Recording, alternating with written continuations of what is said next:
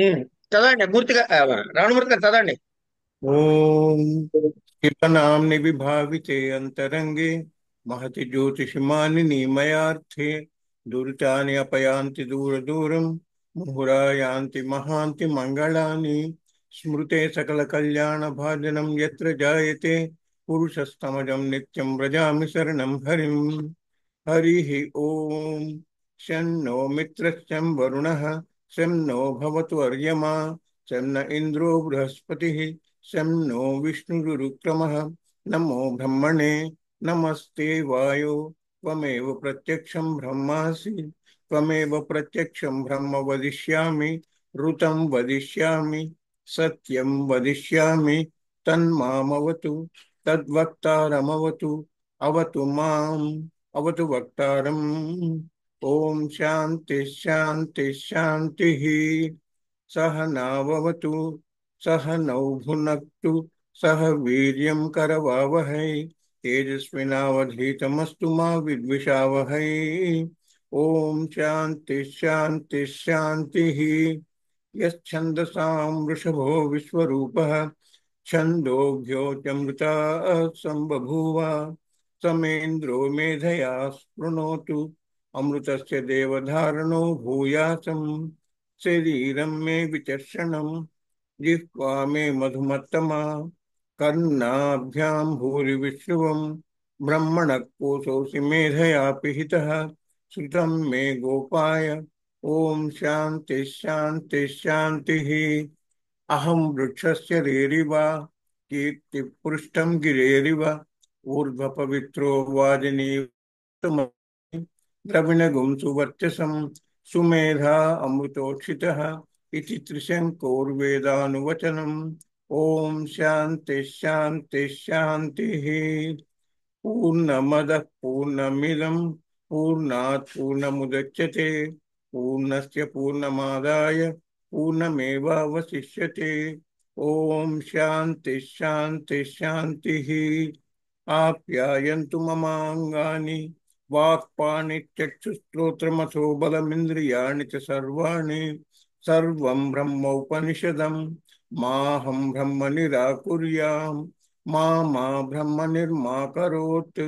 अनिराकरणमस्तु अनिराकरणं मे अस्तु तदात्मनिर्तेय उपनिषत्सु धर्माः ते मयि सन्तु ते मयि सन्तु। ओम शांति शांति शांतिः।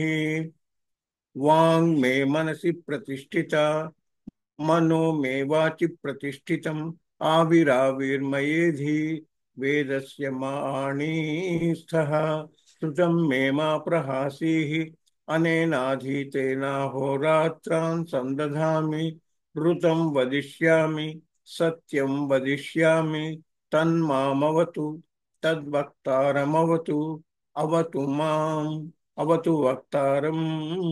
ओम शांति शांति शांतिः। ओम भद्रं नो अभिवातय मनः। ओम शांति शांति शांतिः। ओम भद्रं कर्णेभिः शृणुयाम देवाः भद्रं पश्येमाक्षभिर्यजत्राः स्थिरैरङ्गैस्तुष्टुवागुंसन्तनूभिः व्यसेम देवहितं यदायुः। स्वस्ति न इन्द्रो वृद्धश्रवाः स्वस्ति नः पूषा विश्ववेदाः स्वस्ति नत्ताक्ष्यो अरिष्ठनेमिः स्वस्ति नो बृहस्पतिर्दधातु। ओम शांति शांति शांतिः। ओम नमो ब्रह्मादिभ्यो ब्रह्म विद्या संप्रदाय कर्तृभ्यो वंशर्षिभ्यो नमो गुरुभ्यः। सर्वोपप्लवरहितः प्रज्ञानघनः प्रत्यगर्थो ब्रह्मैवाहमस्मि अधीहि भो भगवः। सदाशिवसमारम्भां शङ्कराचार्यमध्यमाम् अस्मदाचार्यपर्यन्तां वन्दे गुरुपरम्परां। नारायणं पद्मभुवं वसिष्ठं शक्तिं च तत्पुत्रपराशरं च व्यासं सुतं गौडपदं महान्तं गोविन्दयोगीन्द्रमथास्य शिष्यं श्रीशङ्कराचार्यमथास्य पद्मपादं च हस्तामलकं च शिष्यं तं तोटकं वार्तिककारम् अन्यान् अस्मद्गुरून् सन्ततमानतोऽस्मि। श्रुतिस्मृतिपुराणानामालयं करुणालयं नमामि भगवत्पादशङ्करं लोकशङ्करं। यदविद्याविलासेन भूतभौतिकसृष्टयः तं नौमि परमात्मानं सच्चिदानन्दविग्रहं शङ्करं शङ्कराचार्यं केशवं बादरायणं सूत्रभाष्यकृतौ वन्दे भगवन्तौ पुनः पुनः। अथ श्री दक्षिणामूर्ति स्तोत्रम। मौन व्याख्या प्रकटित परब्रह्म तत्वं युवानं वसिष्ठान्ते वसतृषिगणैः आवृतं ब्रह्मनिष्ठैः आचार्येन्द्रं करकलितचिन्मुद्रमानन्दमूर्तिं स्वात्मा रामं मुदितवदनं दक्षिणामूर्तिमीडे। विश्वं दर्पणदृश्यमाननगरी तुल्यं निजान्तर्गतं पश्यन्नात्मनि मायया बहिर्वोद्भूतं यथा निद्रया यस्साक्षात् कुरुते प्रबोधसमये स्वात्मानमेवाद्वयम् तस्मै श्रीगुरुमूर्तये नम इदं श्रीदक्षिणामूर्तये। बीजस्यान्तरिवाङ्कुरो जगदिदं प्राग्निर्विकल्पं पुनः मायाकल्पितदेशकालकलना वैचित्र्यचित्रीकृतं मायावी इव विजृम्भयत्यपि महायोगी इव यस्वेच्छया तस्मै श्रीगुरुमूर्तये नम इदं श्रीदक्षिणामूर्तये। यस्यैव स्फुरणं सदात्मकमसत्कल्पार्थकं भासते साक्षात् तत्त्वमसि इति वेदवचसा यो बोधयति आश्रितान् यस्साक्षात् करणात् भवेत् न पुनरावृत्तिर्भवाम्भोनिधौ तस्मै श्रीगुरुमूर्तये नम इदं श्रीदक्षिणामूर्तये। नानाछिद्रघटोदरस्थितमहादीपप्रभाभास्वरं ज्ञानं यस्य चक्षुरादिकर्णद्वारा बहिः स्पन्दते जानामीति तमेव भान्तमनुभाति ये तत्समस्तं जगत् तस्मै श्रीगुरुमूर्तये नम इदं श्रीदक्षिणामूर्तये। देहं प्राणम् अपि इन्द्रियाणि अपि चलां बुद्धिं च शून्यं विदुः श्रीबालान्धजडोपमास्तु अहमिति भ्रान्ताबुषं वादिनः मायाशक्तिविलासकल्पितं महाव्यामोहसंहारिणे तस्मै श्रीगुरुमूर्तये नम इदं श्रीदक्षिणामूर्तये। राहुग्रस्तदिवाकरेन्दुसदृशो माया समाच्छादनात् सन्मात्रकर्णोपसंहरणतो यो अभूत् सुषुप्तः पुमान् प्रागः स्वात्समिति प्रबोधसमये यः प्रत्यभिज्ञायते तस्मै श्रीगुरुमूर्तये नम इदं श्रीदक्षिणामूर्तये।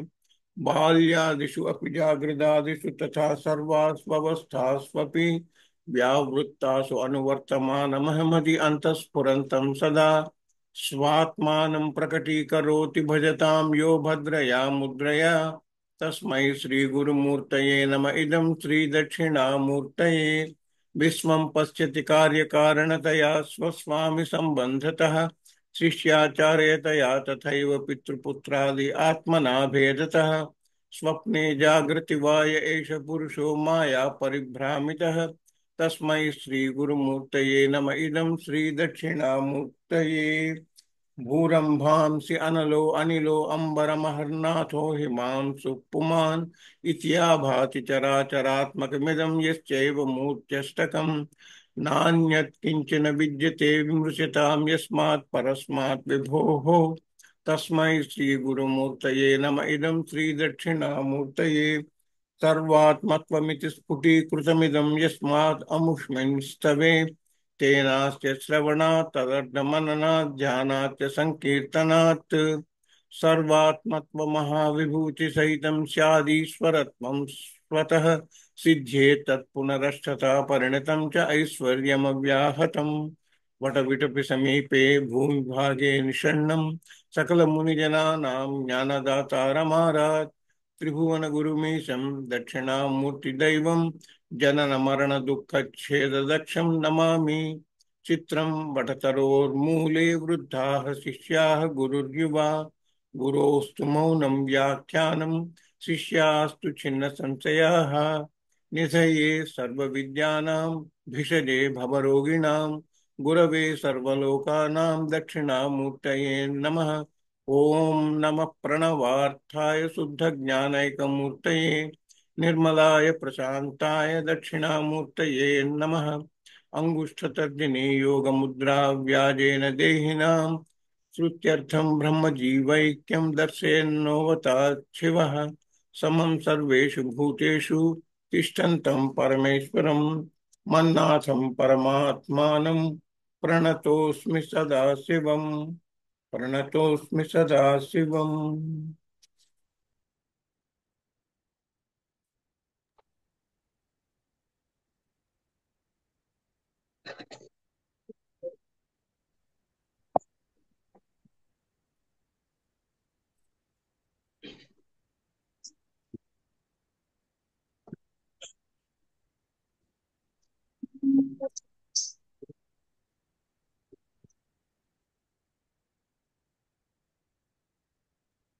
సదాశివాయ నమః.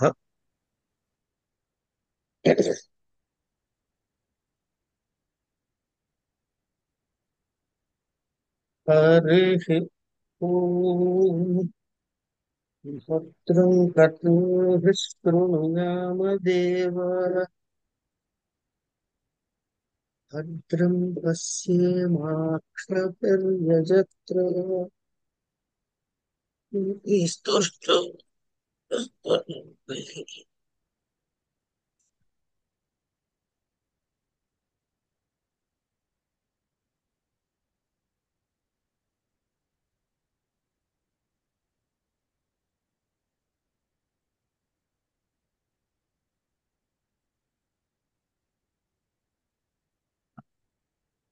వెయ్యి ఆరో ఏడో పేజీ దగ్గర ఉన్నామండి.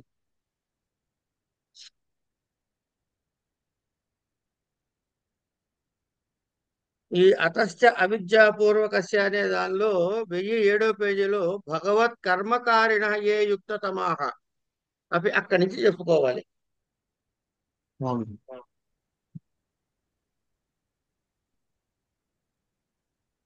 ఏంలే, మనము ఇంకొక 7 రోజులు దీన్ని సర్దుకోవాలి అని అనుకున్నాం కదా. అందుకని చిన్న చిన్న ముక్కలుగా చెప్పు, చిన్న చిన్న ముక్కల దగ్గర ఆపుకుంటున్నాం చివరిలో. మాయ పక్షాలు వెళ్ళి మళ్ళీ ఆశ్చర్య పాఠ్యం వచ్చే వరకు ఉన్న చిన్న ముక్కని జాగ్రత్తగా సర్దుకుంటున్నాం.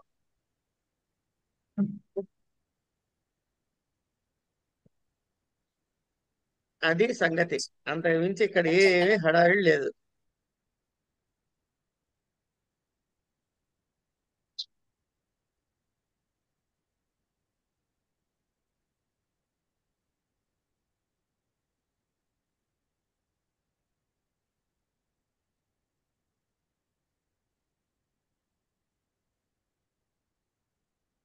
భగవత్ కర్మ భగవత్ కర్మకారిణః ఏ యుక్తతమాః అపి కర్మిణః అజ్ఞాః తే ఉత్తరోత్తరహీన ఫలత్యాగావసాన సాధనాః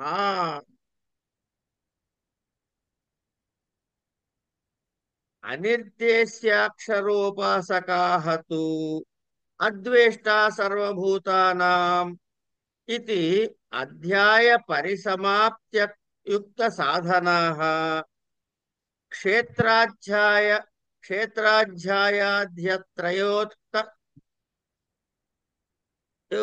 ज्ञान साधनाश्च अधिष्ठानादि पंचक हेतुक सर्वकर्म संन्यासिनाम् आत्मैकत्वा कर्तृत्व ज्ञानवतां पर्यसां वरस्यां ज्ञाननिष्ठायां वर्तमानानां भगवत् तत्वविदां అనిష్టాది కర్మ ఫలత్రయం ఇవన్నీ పరమహంస పరివ్రాజకానామేవ లబ్ధ భగవత్ స్వరూపాత్మైకత్వ శరణానాం నభవతి భవతి చ అన్యేషాం అజ్ఞానాం కర్మిణాం అసన్యాసినాం ఇత్యేషః గీతాశాస్త్రోక్త కర్తవ్యార్థస్య విభాగః. తర్వాత అవిద్యాపూర్వకత్వం సర్వస్య కర్మణః అసిద్ధం. అవిద్యాపూర్వకత్వం స్వస్య కర్మణః అసిద్ధం ఇతి చేత్ న బ్రహ్మహత్యాదివత్. యద్యపి శాస్త్రావగతం నిత్యం కర్మ తథాపి అవిద్యావతః ఏవ భవతి.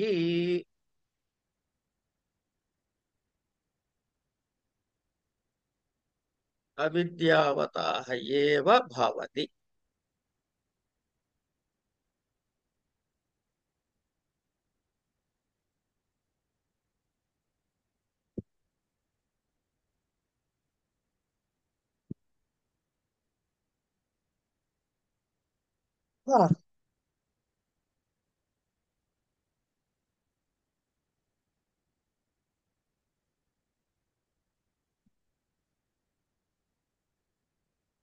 భగవత్తిదంత ఎందు కర్మను నిర్వర్తి అంటే భగవత్ కర్మలను మాత్రమే చేసేవాళ్ళు. వాళ్ళు ఏం చేస్తున్నారు? భగవత్ కర్మలు చేస్తున్నారు కనుక వాళ్ళు ఉత్తములు, యుక్తతములు కనుక వాళ్ళు కర్మలు చేసేవారైనప్పటికీ పరమేశ్వరుని పొందుతారు అనేటటువంటి శంకలు పెట్టుకోకు నాయన అని చెప్తున్నాడు. భగవత్ కర్మణ భగవత్కర్మకారిణో ఏ యుక్తతమాః అపి కర్మిణో జ్ఞాః.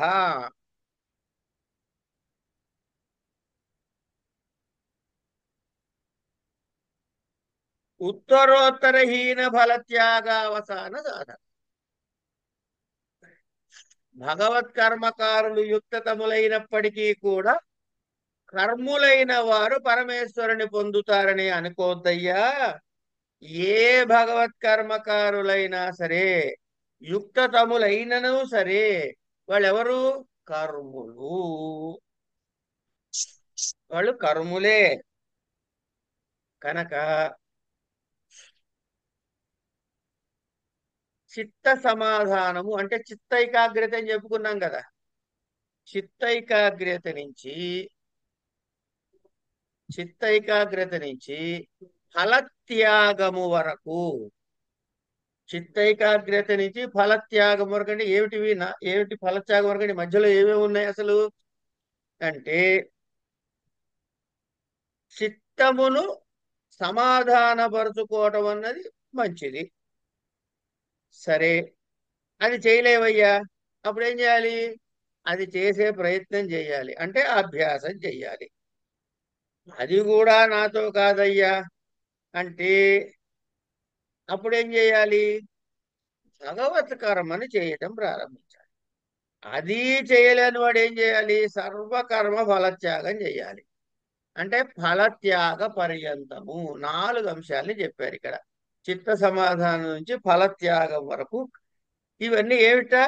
క్రమము చేత. అంటే మొట్టమొదటి చిత్త సమాధానం ఒకటి అనుకోండి, దానికన్నా దానికన్నా తక్కువది, దానికన్నా తక్కువది, దానికన్నా తక్కువది అని ఫలత్యాగ పర్యంతం చెప్పారు. క్రమము చే హీన సాధనాలు కనుక అభ్యాస అసమర్థులు ఏం చేయాలి? భగవత్కర్మకారిత్వం అభిమానం కలుగుతాయి.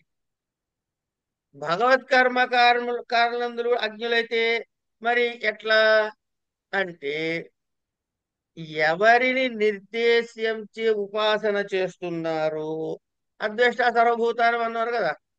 అలా అద్వేష్ట సర్వభూతానాం అని ఎక్కడి నుంచి అయితే ప్రారంభం చేసి ఆ అధ్యాయ పరిసమాప్తి వరకు చెప్పిన ఉపాయాలు కొన్ని ఉన్నాయి, సాధనాలు మనకి చెప్పబడి ఉన్నాయి. అద్వేష్ట సర్వభూతానాం మైత్ర కరుణ ఏవచ. ఇవి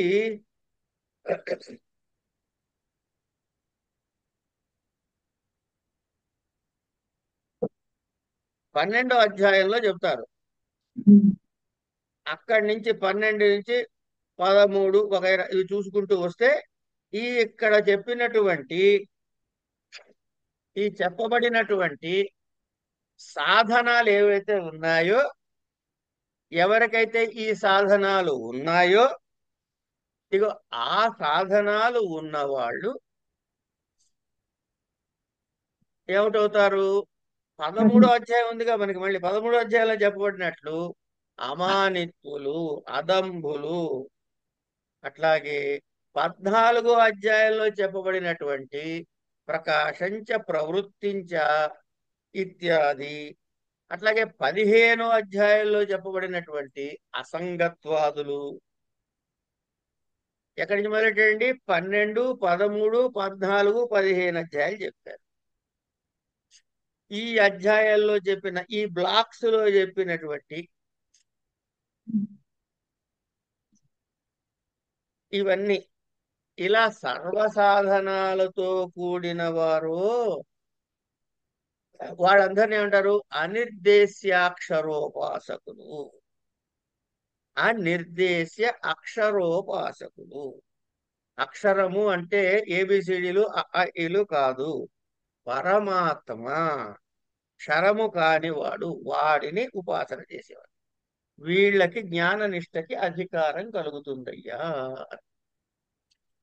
వీరికి జ్ఞాన నిష్ట యందు అధికారము కలుగుతుంది.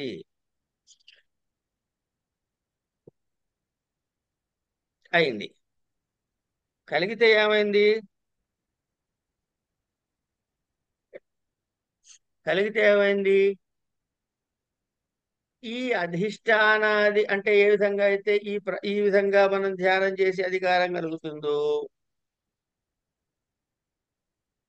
ఈ దీనివల్ల సర్వకర్మలను సన్యసించి ఆత్మ ఏకత్వ కర్తృత్వ జ్ఞానము అంటే ఆత్మ యొక్కటే ఉన్నది కానీ నేను కర్తని, నేనే చేస్తున్నానే భావం ఉందిగా. ఈ నేను కర్తని అనే భావం పోయి ఆత్మ ఏకత్వ కర్తృ ఆత్మ ఏ ఆత్మైకత్వ కర్తృత్వ జ్ఞానము. నేను కర్తని కాదు, ఆత్మ ఒకటే పదార్థము ఉన్నది అనేటటువంటి జ్ఞానం. ఆ జ్ఞానం కలిగి అప్పుడే అవుతుంది ఉత్కృష్టమైనటువంటి జ్ఞాన నిష్ట ఉన్నట్లు. ఏమిటి అప్పుడు ఏం తెలిసింది వీడికి? భగవతత్వం తెలుస్తుంది. కనుక భగవతత్వవేత్తలై ఏం చేస్తాడు? సంప్రాప్త భగవత్ స్వరూప స్వరూప ఆత్మ ఐకత్వ శరణు. అంటే వాడికి ఇప్పుడు ఏం సంప్రాప్తించిందండి? భగవత్ స్వరూపం అంటే ఆత్మ ఒక్కటే అనేటటువంటి తత్వాన్ని తెలిసినటువంటి పరమహంస పరివ్రాజులకు వారికి ఈ వీళ్ళకి ఏమిటవుతుందిట? ఇది ఇష్టము, ఇది అనిష్టము, ఇది ఏమన్నా మిశ్రమము అంటే ఇష్ట ఫలము, అనిష్ట ఫలము, మిశ్రమ ఫలము, ఇష్టకర్మ, అనిష్టకర్మ, మిశ్రమ కర్మ అనేటటువంటి కర్మ ఫలత్రయము ఇగో ఈ చెప్పబడినటువంటి వారందరికీ, ఈ చెప్పబడిన వాళ్ళందరికీ సంభవిస్తుంది.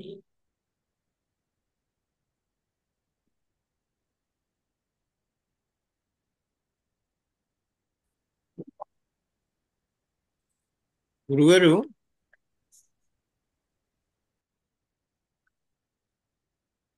ఆ అకర్తృత్వం దగ్గరే మొత్తం వ్యవహారం అంతా చెబుతున్నారు. ఎప్పుడైతే అకర్తృత్వం ఉందో ఎవరికి? ఈ పరమహంస పరివిరాజులకి. వీళ్ళకి ఇష్టకర్మని దాని ఫలమని, అనిష్టకర్మని దాని ఫలమని, మిశ్రమ కర్మని దాని ఫలమని అనేది ప్రాప్తించదు. కానీ మిగిలిన అజ్ఞులున్నారే అంటే కర్ములు, వాడు ఏ స్టేజ్లో నువ్వు వాడినన్నా ఫిక్స్ చేయి. అంటే కర్మ ఒక్కసారి కర్మతో లింక్ ఉంటే వాడు ఎంత ఉత్తమ స్థాయి, మధ్యమ స్థాయి, అధమ స్థాయి ఈ క్లాసిఫికేషన్స్ ఏం లేవు వాడికి. ఏ క్లాసిఫికేషన్స్ లేవు. ఏమిటవుతుంది?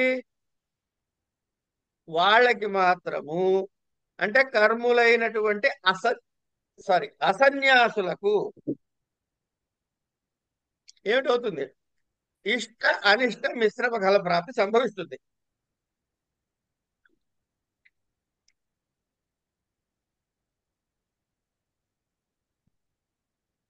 సారీ, ఇష్ట అనిష్ట మిశ్రమ ఫల ప్రాప్తి సంభవిస్తుంది. కనుక ఈ గీతా శాస్త్రంలో మనకి చెప్పబడింది ఏమిటయ్యా అని సింపుల్ గా ఆలోచిస్తే అండి, కర్తవ్యత, అకర్తవ్యత. కర్తవ్యమేమిటి, అకర్తవ్యం ఏమిటి, ఇవి తెలుస్తాయి. అంచేత గీతా శాస్త్రోక్తస్య కర్తవ్య అకర్తవ్యార్థస్య విభాగः ఇత్యేష. ఇది గీతా శాస్త్రోక్తస్య కర్తవ్య అకర్తవ్యార్థస్య విభాగः. అవిద్యాపూర్వకత్వం సర్వస్య కర్మణో అసిద్ధమితి చేత్ అని తర్వాత మళ్ళీ పూర్తి చెప్తున్నాడు. ఏమంటున్నాడు? అవిద్యాపూర్వకత్వం సర్వస్య కర్మణో అసిద్ధమితి చేత్ న బ్రహ్మహత్యాదివత్. యద్యపి శాస్త్రావగతం నిత్యకర్మ తథాపి అవిద్యావత ఏవ భవతి అని. అనేంటి? ఏమండి, సమస్త కర్మలు అవిద్యా కామములు బీజములుగా కలవి. అదే చెప్పాక అన్ని కర్మలు కూడా అవిద్య కామములు బీజములుగా కలవి అని చెప్పి, శాస్త్రముతో శాస్త్ర అవగతమైన కర్మ అవిద్యాపూర్వకత్వము కుదరదయ్యా అని అంటున్నాడు.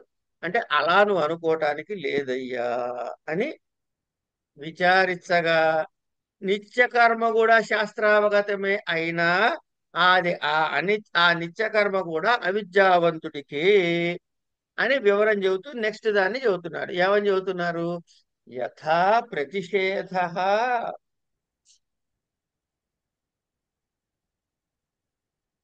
యథా ప్రతిషేధ శాస్త్రావగతమపి బ్రహ్మహత్యాది లక్షణం కర్మ అనర్థకారణం అవిద్యాకామాది దోషవతః భవతి. అన్యథా ప్రవృత్యానుపపత్తేః తథా నిత్యనైమిత్తిక కామ్యాన్యపి ఇతి. వ్యతిరిక్తాత్మని అజ్ఞాతే ప్రవృత్తి నిత్యాది కర్మసు అనుపపన్నా ఇది చేత్ న చలనాత్మకస్య కర్మణః అనాత్మకర్తృకస్య అహం కరోమి ఇతి ప్రవృత్తి దర్శనాత్ దేహాది సంఘాతే అహం ప్రత్యయః దేహాది సంఘాతే అహం ప్రత్యయః గౌణః న మిథ్యా ఇతి చేత్ న తత్కార్యేష్వపి గౌణోత్వోపపత్తేః ఆత్మీయే దేహాది సంఘాతే అహం ప్రత్యయః గౌణః యథా ఆత్మీయే పుత్రే ఆత్మా వై పుత్రనామాసి ఇతి లోకే చ అపి మమ ప్రాణః ఏవ అయం గౌః ఇది తద్వత్.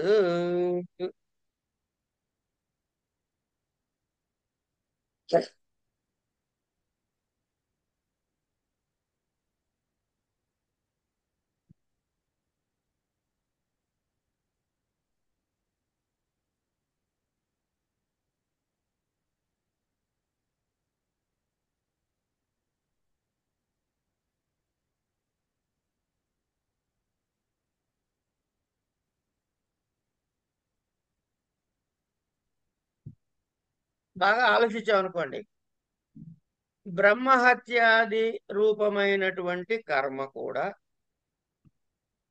ప్రతిషేధ శాస్త్రంతో బోధితమైంది. అంటే ప్రతిషేధం ఇది చెయ్యకూడదు అని చెబుతున్నాడుగా. ఈ కర్మ నిషిద్ధ కర్మ. అంచేత నిషిద్ధ కర్మలను తెలియజేసే ఆ వేద భాగంలో చెప్పబడి ఉన్నది. ఏమని? అనర్థ కారణము అని. ఇది ఎవరికి సంభవిస్తోంది అంటే అవిద్యా కామాది దోషవంతుడికే సంభవిస్తున్నది.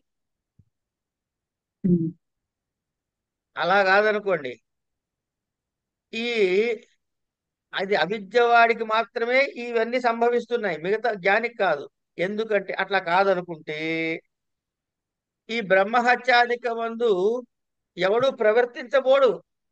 బ్రహ్మహత్యం చేయొద్దు అన్నారు, అనర్థ కారణం అని చెప్పాడు. అయినా సరే బ్రహ్మహత్యాలు జరుగుతున్నాయి. కారణం ఏమిటి? అవిద్యా కామ దోషవంతుడికి అవి సంభవిస్తున్నాయి కాబట్టి. అలాగే నాయనా, ఏదైతే శాస్త్రబోధితమైనటువంటి ఇప్పుడు ప్రతిషేధ కర్మ చెప్పాడు, అది ఎవరికి సంభవిస్తున్నాయి? అవిద్యా కామాది దోషాలు ఉన్న వాళ్ళకి మాత్రమే సంభవిస్తున్నాయి. ఏమండి? అట్లాగే శాస్త్రము చెప్పినటువంటి నిత్య నైమిత్తిక కామ్యకర్మలు మిగిలిన అవేగా. నిత్య నైమిత్తిక కామ్యకర్మలు మిగిలే అవి చదువుతున్నాడు. ఇప్పుడు నిషిద్ధ కర్మ గురించి చెప్పేశాడు.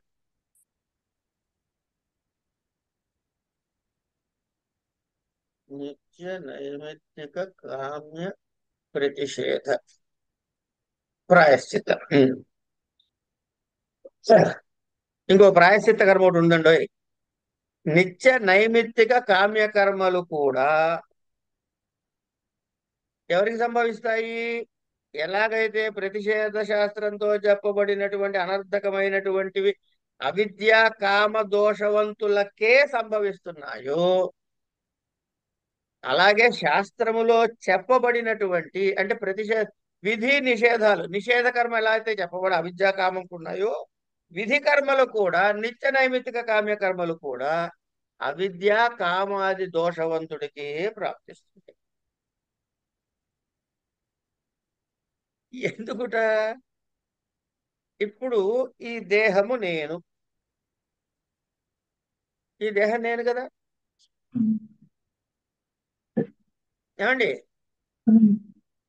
ఈ దేహాది నేను ఈ దేహమున కన్నా భిన్నుడను, నేను ఈ దేహానికన్నా భిన్నుడను, ఆత్మ పదార్థమును అని నాకు తెలియలేదు అనుకోండి. అప్పుడు ఏమిటవుతుంది? నేను అంటే ఇప్పుడు ఇక్కడ నేను అనేది ఎవరు? ఆత్మ అని తెలిస్తే వేరే, అది తెలియకపోతే వాడు అజ్ఞానేగా, అవిద్యేగా. కనుక ఆత్మ అని తెలియనప్పుడు వాడు నేను నిత్య కర్మలు చేయాలి అనే ప్రవృత్తి కలుగుతుంది. నేను దేహ వ్యతిరేకమైన ఆత్మని అనే జ్ఞానం కలిగింది అనుకోండి. ఏమండి? నేను దేహ వ్యతిరేకమైనది ఆత్మ అనే జ్ఞానం ఉన్నప్పటికీ ఎవరికైనా పారమార్థికమైనటువంటి ఆత్మజ్ఞానము లేకపోతే, అంటే మిథ్యా జ్ఞానము చేత ఈ పనులు ఎవరు చేస్తున్నారు? ఈ కర్మలను ఎవరు చేస్తున్నారు? అనాత్మ చేస్తుంది, ఈ దేహాలతో చేస్తున్నాడు. కర్మ అంటే ఏమిటి? కర్మకుండే లక్షణం ఏమిటి అంటే కదలిక. చలనాత్మకస్య కర్మణో అన్నాడు చూడండి. ఈ చలన కర్మ అంటే ఇప్పుడు చెయ్యి కదపాలి, కర్మ ముందుకు వెళ్ళాలి, కదులుతోంది, వెనక్కి రావాలి, చేస్తోంది, నెయ్యి పొయ్యాలి, కదలిక ఉంది. ఈ చలనాత్మకమైన కర్మ ఏదైతే ఉందో నేను నేను నేను చేస్తున్నాను అనేది ఎప్పుడైతే మనకి అనిపించిందో,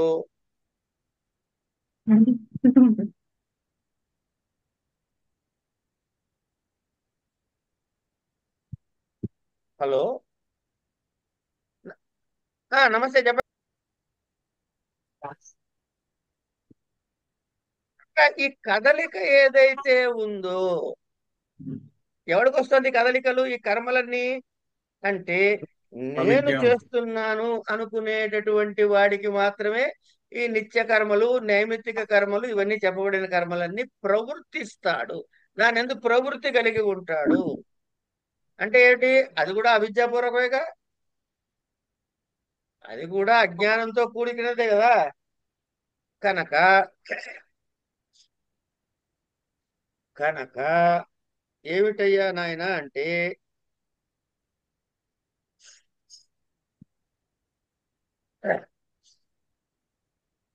కానీ ఆత్మ పదార్థం ఎట్లాంటిది? అది నిష్క్రియము.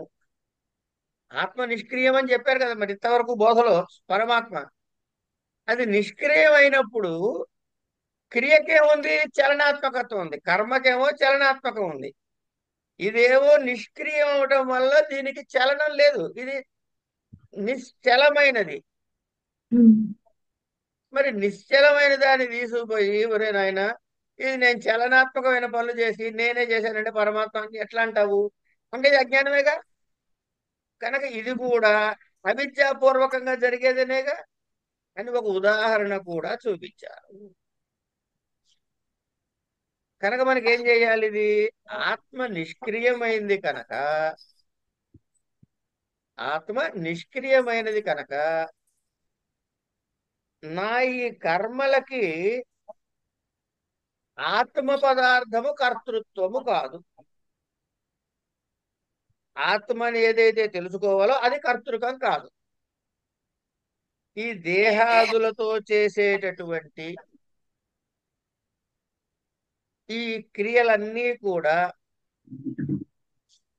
దేని వల్ల చేయబడినాయంటే ఇగో ఈ దేహాది సంఘాతంతో చేయబడే, దేహాదులకే ఈ కర్తృత్వమైనది కర్మ.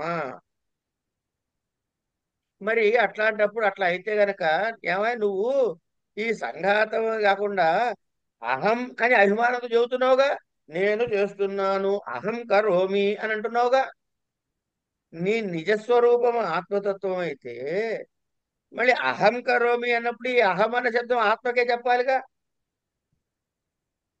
ఉమ్, అంచేత నాయన ఇక్కడ ఏం చేస్తున్నాడు? ఈ దేహాది సంఘాతంలో అహమని నువ్వు ఏదైతే అంటున్నావో అది గౌణము, అది మిథ్యా. ఎందుకుట? ఎందుకుట అంటే అహం అనే బుద్ధి మనం ఏం చెప్తున్నాము? ఆత్మ వైపుత్ర నామాసి అన్నారు. మమ ప్రాణాహ ఏవం ఏవాయం గౌహు అన్నాడు. ఏమండి నాకు ఈ ఆవు అంటే ప్రాణం అండి అన్నాడు అనుకోండి, అంటే ఆవు ప్రాణం వీడిది అవుతుందా? కాదు అని తెలిసే అంటున్నాడు. అది భిన్నము అని తెలిసే అంటున్నాడు. ఉమ్, ఆత్మ వైపుత్రనామాసి అన్నాడు. ఆత్మీయమైన పుత్రుని యందు అని చెబుతున్నాడు. నా పుత్రుడు ఆత్మ పదార్థం. ఆ పుత్రుడు వీరు వేరే అని తెలుస్తుందిగా.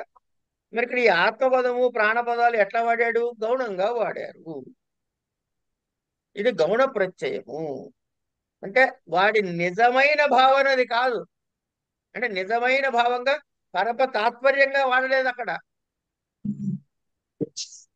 దాని యొక్క ఉత్కృష్టతని తెలిపేదే చెప్పాడు. అట్లాగే ఇక్కడ కూడా అహం కరోమి అన్నప్పుడు అది ఆ అహం శబ్దం అన్నది అంటే దేహాది సంఘాతాలతో చేస్తే దాని యొక్క కార్యము దేహానికి సంబంధించిందే గాని నీకు ఆత్మకు సంబంధించింది కాదయ్యా అంటే మరి అహం అన్నప్పుడు మరి అహం కరోమి అన్నప్పుడు మరి ఆత్మతత్వాన్ని కదా నువ్వు మాట్లాడుతున్నావు అంటే మరి నాయన అవన్నీ గౌణం గౌణంగా ఉపయోగించినవే. గౌణం గౌణం. కనుక గౌణ ప్రత్యయముగా చెప్పబడిందే తప్ప దేహాది సంగాధ దేహాది సంగాధానికి ఆత్మ ప్రత్యయం తగిలిస్తున్న అహం అనే ప్రత్యయం తగిలిస్తున్నది ఏదైతే ఉందో అది గౌణము అంటే గుణ లక్షణము, అసలు తత్వము కాదు అని నిత్య నైమిత్తిక ప్రసిద్ధ కర్మలన్నీ కూడా తీసుకెళ్లి ఒక్క ముక్కలో తీసి ఇట్లా పొట్లం కట్టి పక్కన పెట్టేశాడు. ఇవన్నీ కూడా అవిద్య కామముల యొక్క జన్యములే తప్ప అన్యములు కావు. గోవిందా గోవింద అనేసాడు ఒక్కటికి. అసలు ఎలా అసలు ఆయన తీసుకెళ్లే మార్గం రూట్ మ్యాప్ చూడండి ఎంత జాగ్రత్తగా తీసుకెళ్లి కూర్చోబెడుతున్నారు ప్లేస్ లో.